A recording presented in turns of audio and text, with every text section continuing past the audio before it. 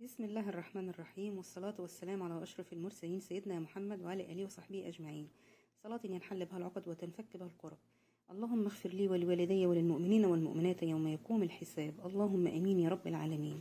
كل سنة وأنتم طيبين بمناسبة العيد الأضحى المبارك، ينعاد علينا وعليكم يا رب الأيام بالخير واليمن والبركات، وربنا يجعل الأيام اللي جاية أحسن من اللي فاتت. اللهم امين يا رب العالمين. لو انت اول مره تخشي عندي القناه، يا ريت تعملي اشتراك ولايك عشان يوصلك كل جديد، ولو انت من المتابعين اللي معايا متنسيش تشوفي المشاهده كامله وتحطي لي لايك عشان إيه الكل يستفاد والفيديو يترفع ويوصلك كل جديد، وتشيري الفيديو على قد ما تقدري، والدل على الخير كفاعله. النهارده بقى احنا مش عاوزين نتلهي بقى في العيد وننسى برضو زي الاذكار والدعاء. هقول لكم على كام حاجه كده حلوين جدا جدا، هتقوليهم مش هياخدوا منك 5 دقايق وبس. هي يعني اقول لك دي كنز بقى من كنوز الجنه ان شاء الله، وربنا يعني يجعلها من نصيبي ونصيبكم ان شاء الله.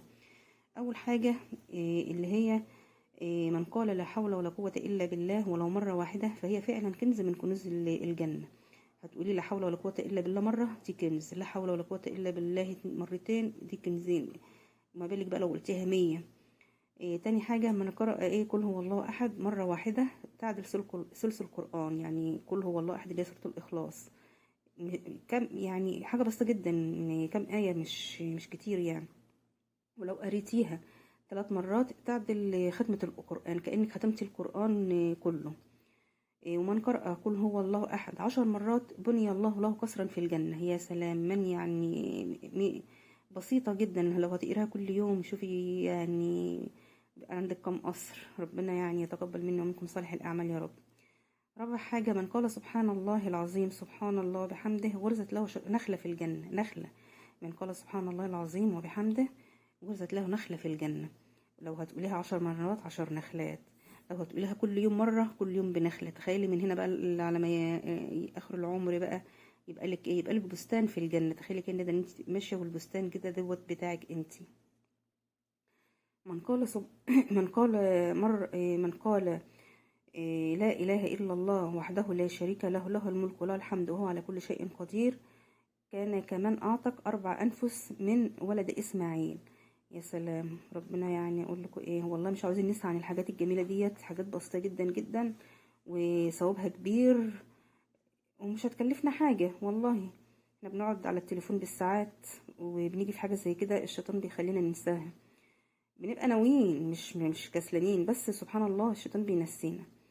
7 حاجة. من سأل الجنة، يعني انت اما تقولي يا رب ارزقني الجنة، لو قلتيها 3 مرات الجنة نفسها بتقول لربنا اللهم ادخله الجنة.